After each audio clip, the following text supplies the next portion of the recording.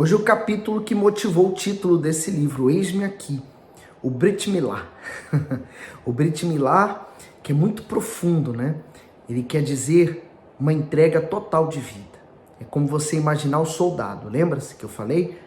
O soldado, quando ele vai para a guerra, ele precisa falar o Brit Milá, o Eis-me Aqui. Quer dizer, ele vai, talvez ele possa ir para morrer, ou ele pode voltar sem partes do seu corpo, ou ele vai e volta como herói de guerra. Mas ele vai, independente do que vai acontecer lá, ele entrega a vida dele pela nação. O eis-me aqui para Deus é a mesma coisa. Nós pegamos a nossa vida, deixamos de ser donos de nós mesmos, porque agora o nosso dono será o nosso Deus. Nós seremos apenas servos e nada mais. Que maravilha. Hoje, capítulo 1, eis-me aqui, vamos pedir que Deus nos conduza. Meu Deus e Pai, fala conosco através do livro do bispo, eis-me aqui, que ele venha produzir em nós uma servidão, sermos servos e podermos fazer o que te agrada. Assim seja. Inene, Shalachene, foi a resposta que o profeta Isaías deu ao Senhor ao ouvi-lo dizer: a quem enviarei e quem há de ir por nós? Isaías 6,8. A tradução dessa expressão para o português: eu aqui, me envie. Inene é a junção de duas palavras: ine, olhe, veja, observe ou repare nesse local exatamente aqui. Iane, eu. Podemos dizer que, em outras palavras, Isaías disse: ei, Senhor, eu estou aqui pronto e rendido às suas ordens. Olhe para mim, conte comigo para o que der e vier. Estou disposto a lhe servir com toda a minha vida. Nos dias que a gente está vivendo de hoje, isso aqui praticamente não existe, porque as pessoas, elas se acham no direito de fazer suas escolhas, elas não querem mais servir. O serviço para elas servir é onde lhes satisfaz, onde está melhor, né? Onde vai ser melhor para ela, então ali ela acha que ela está servindo. Ou ela só serve em lugares que sejam grandes. Por exemplo, estou lembrando aqui que Filipe, ele estava lá junto com aquela multidão e de repente o Espírito levou ele para falar para um homem eunuco que estava descendo de Jerusalém, estava lendo o livro de Isaías. E ele foi ali explicar para ele o que ele estava lendo o capítulo 53, e não estava entendendo o que estava acontecendo com aquele homem que foi tão ferido e machucado. E era Jesus. E o Espírito levou ele para pregar para um homem. Logo depois dali ele foi para outro lugar, pregar para uma multidão. Então quer dizer, às vezes nós somos levados ou dirigidos a falar com uma pessoa, mas só que aquela pessoa foi dada por Deus para nós falarmos com ela. Seguindo aqui, eis-me aqui é uma das expressões mais profundas da Bíblia. Num sentido bastante amplo, exprime a seriedade de um compromisso assumido ou um voto com Deus. Portanto, envolve um sacrifício total de vida, uma auto-entrega a Ele sem volta. Podemos ver Inene também na resposta de Abraão a Deus. Está lá em Gênesis 22:1. Provou Deus a Abraão e disse-lhe: Abraão, e ele disse: eis-me aqui. Quer dizer, o Inene é uma entrega total, né? Na resposta de Jacó ao anjo, e disse-me, o anjo de Deus em sonho, Jacó, e eu disse: eis-me aqui, Gênesis 31:11. E também na resposta do pequeno Samuel a Eli, quando estava no templo. Então chamou Eli a Samuel e disse: Samuel, meu filho. E disse ele: eis-me aqui. 1 Samuel 3,16. Então, entendendo o conceito Inene, não é fácil encontrar alguém que o confesse. E confesse além dos lábios, ou seja, com um comprometimento íntimo, considerando o que essa expressão realmente significa. Deus não deseja servos em sua obra que lhe sirvam apenas fisicamente, aumentando números e preenchendo lacunas. O Altíssimo busca pessoas sérias e de caráter, que empenhem a sua palavra a Ele e não voltem mais atrás. O Todo-Poderoso é Deus de palavra e busca pessoas que também sejam de palavra para lhe servir. Homens capazes, tementes a Deus, homens de verdade, que odeiem a avareza. Êxodos 18, 21. Por isso que é importante, né? E sabe uma coisa que nós notamos no Bispo Macedo? Ele crê em todas as pessoas, até que se prove o contrário, né? E nós estamos aqui, por exemplo, eu estou como pastor, né? Mas eu não sou pastor, eu estou como pastor. Eu quero ser servo. Mas há uma confiança em nós, aonde nós estamos, para que venhamos pregar o Evangelho, né? Ajudar as pessoas. Então, enquanto há essa confiança, Deus também está confiando em mim. E assim seja com você, porque não importa o título, Deus não nos chamou pelo título, Deus nos chamou pelo nosso nome, para que sirvamos a Ele. Você pode servir a Deus na sua escola, no trabalho, na rua, no meio da sua família, na igreja, como servo, em qualquer lugar. Deus quer que nós sirvamos. Deus não quer títulos. Título serve sim, como uma organização na igreja, né? Uma hierarquia que seja respeitada, dirigida pelo Espírito Santo. Isso sim. Temos visto escassear servos desse quilate, pois o conceito inene é radical demais no mundo cada vez mais superficial, leviano e irresponsável. A cultura dos nossos dias é extremamente tóxica. Hoje é comum encontrar quem desonre a sua palavra, quem não guarde valores e quem mude de posição de acordo com o que for mais conveniente. Essa é a razão de os casamentos atuais serem descartáveis e de muitos obreiros e pastores terem passagem temporária na seara divina. Tem sido comum servir a Deus quando é cômodo e vantajoso.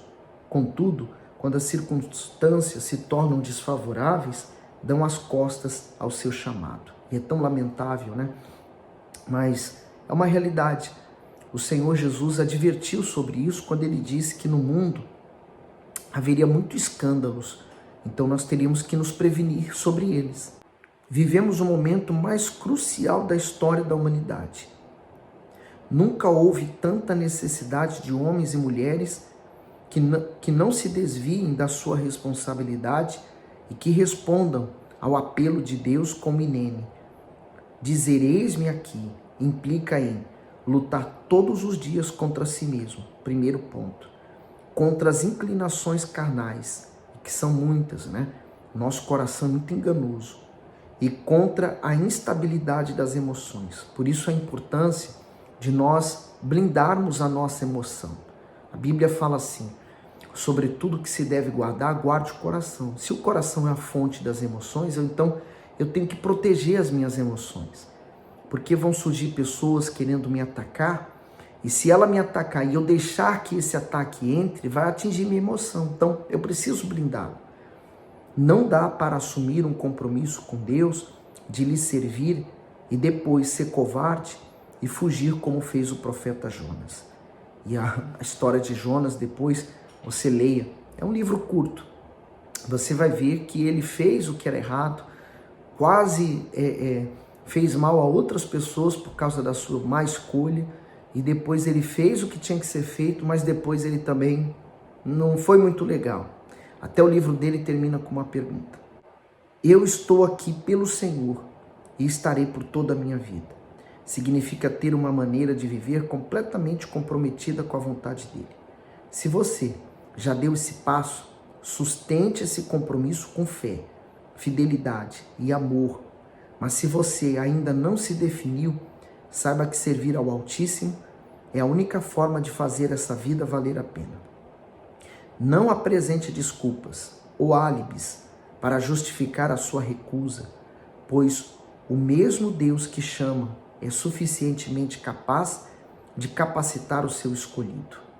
O amor que Deus teve por nós foi incondicional, não estava condicionado às circunstâncias. Ele simplesmente deu o próprio Filho para morrer por nós. É esse amor que nós temos que evidenciar nas nossas atitudes. Não na palavra, dizer, Senhor, eu te amo, né? Muito pouco. Mas as minhas atitudes demonstram isso. É como no casamento. Às vezes o marido não fala constantemente para a esposa que o ama. Pode falar, né? A esposa vai gostar. Mas às vezes não fala constantemente. Mas as atitudes demonstram, né? A atitude dentro do casamento demonstra esse amor mútuo. O título agora diz: A Grande Pergunta de Deus. O plural expresso no nós, a quem enviarei? E quem há de ir por nós? De Isaías 6, versículo 8, denota a Santíssima Trindade em uma espécie de conselho celestial. Embora Deus seja o Todo-Poderoso, ele não obriga o ser humano a nada, tampouco o empurra a lhe servir. E nós vemos isso no Jardim do Éden. Deus plantou aquela árvore, mas ele não empurrou o ser humano para não comer, né? Deixou ali e falou: olha, não coma. Quando o ser humano ele desconsiderou a Deus, desconsiderou a palavra de Deus, ele foi lá e comeu. Continuando. Repare que Abraão não deixou a sua terra coagido por Deus, nem viveu contrariado e de forma nômade em terras distantes durante toda a sua vida, mas voluntariamente disse sim ao seu chamado e assim ele se tornou o patriarca de Israel. Sabe uma coisa que nós não podemos fazer é ficar olhando para a vida dos outros. Porque quando nós nos comparamos, e a comparação faz a gente perder a visão, o foco da fé. Por isso que lá diz assim no texto, eu não lembro agora no livro, mas foi o apóstolo Paulo, olhando firmemente para o autor e consumador da nossa fé. É para ele que temos que olhar. Quando olhamos para ele, para a sua história, nas biografias da Bíblia, nós enxergamos um homem muito forte, venceu muitas lutas. Então vamos olhar para eles. E eu posso esperar que na minha caminhada da fé eu vou enfrentá-las também. Do mesmo modo aconteceu com Moisés, quando ouviu a voz do Altíssimo no Sinai, Deus não forçou a ir para o Egito libertar os hebreus.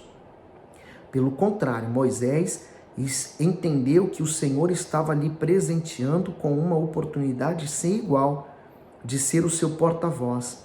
Assim, ele espontaneamente atendeu ao chamado, mesmo se sentindo incapaz para tão importante missão. Deus procura e deseja encontrar servos que atendam ao seu propósito e anseios de forma prazerosa e voluntária. E veja que não se trata de encontrar pessoas, pois em um planeta densamente povoado por quase 8 bilhões de habitantes, gente é o que não falta. Porém, achar homens e mulheres que tenham perfil para cumprir a mais importante de todas as tarefas desse mundo é raríssimo. Veja que forte. Se hoje você está aqui me ouvindo, se você está acompanhando esse estudo do livro Eis-me Aqui, dentre esses 8 bilhões de pessoas, você foi chamado, eu fui chamado. É muito forte, é muito... me dá uma alegria muito grande. Poxa, é ser muito especial, né? E aí eu me pergunto, o que Deus viu em mim para me chamar? Eu não sei, porque eu não tenho nada de especial. Como diz o Bispo Macedo, né? Eu sou o estrume do cavalo do bandido. É isso que nós somos, não somos nada. Mas ele viu algo em nós. Isso acontece porque a maioria das pessoas está em busca da realização dos seus próprios sonhos, ou interessada em aproveitar a vida e resolver os seus problemas, e não motivada a colocar sua vida à disposição de Deus para cooperar com seus planos.